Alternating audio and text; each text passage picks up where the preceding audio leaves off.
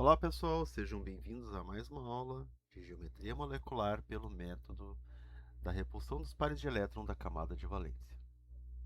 E agora nós vamos falar sobre a molécula H2O ou H2S, né, a água ou sulfeto de hidrogênio, que tem uma classificação geral AX2E2, ou seja, um átomo central, dois átomos ligados a ele e dois pares de elétrons sobre o átomo central. Esse tipo de molécula tem uma geometria eletrônica, ou seja, são dois pares compartilhados, dois isolados, ou seja, quatro pares no total, a gente chama de geometria eletrônica tetraédrica. Mas, como nós temos dois pares de elétrons isolados, nós chamamos a geometria molecular de angular, porque a percepção que nós temos é que essas moléculas, os dois átomos de hidrogênio, estão ligados ao oxigênio ou ao enxofre em ângulo de aproximadamente 104 graus. Bom, vamos então deduzir como essas moléculas têm essas geometrias. Começando pelo átomo central, que pode ser tanto o oxigênio quanto o enxofre no caso. Ambas são do grupo 16, ou seja, possuem 6 elétrons de valência. E o hidrogênio, que é do grupo 1, que possui 1 elétron de valência. Só como são dois hidrogênios, a gente multiplica por 2. 6 mais 2, 8 elétrons nos dois casos.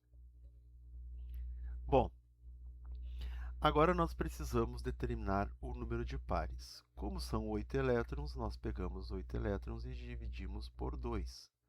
Ou seja, teríamos 4 pares de elétrons. Na terceira etapa condensada, nós tomamos o átomo central, que no caso é o oxigênio ou o enxofre, e dispomos os átomos. Eu acho que vai ficar melhor se eu colocar esse enxofre lá embaixo. Só um pouquinho. Ok.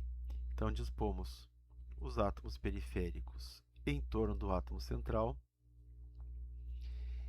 E eu agora copio essas estruturas porque eu vou gastar os pares de elétrons que estão aqui para fazer ligações dos átomos periféricos com o átomo central. Então, no caso da água, gastei 2 pares. No caso do enxofre, que é do mesmo grupo, também gastei 2 pares. Fico com 2 pares agora. Bom, na próxima etapa, então, eu vou copiar essas estruturas e vou seguir o método. Ou seja, eu ainda tenho pares de elétrons para dispor. E o método diz que eu devo colocar esses pares de elétrons, todos eles, em cima do átomo central. Aqui eu pulei a etapa de completar a camada de valência dos hidrogênios, porque com uma ligação o hidrogênio já fecha a camada de valência. Ele fica com o equivalente a 2 elétrons, ganha a configuração de um gás nobre. Então ele está completo. Por isso que sobram 2 pares, e os pares agora eu jogo em cima do átomo central.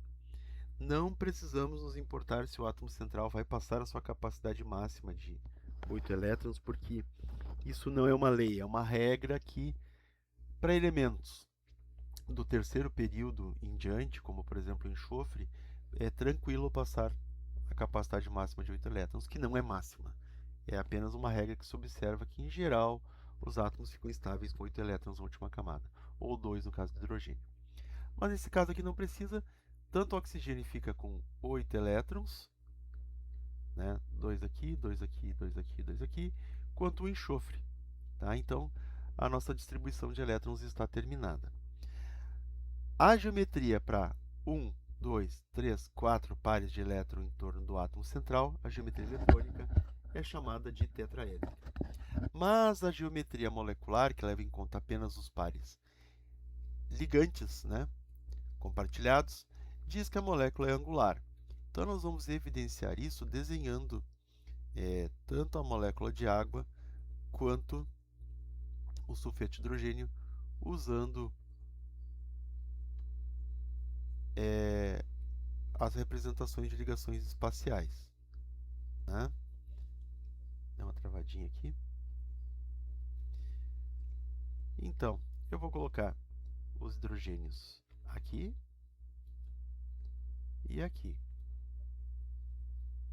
E os pares de elétrons eu vou colocar aqui e aqui. Eu vou fazer até a bolinha, né, para representar que tem pares de elétrons aqui.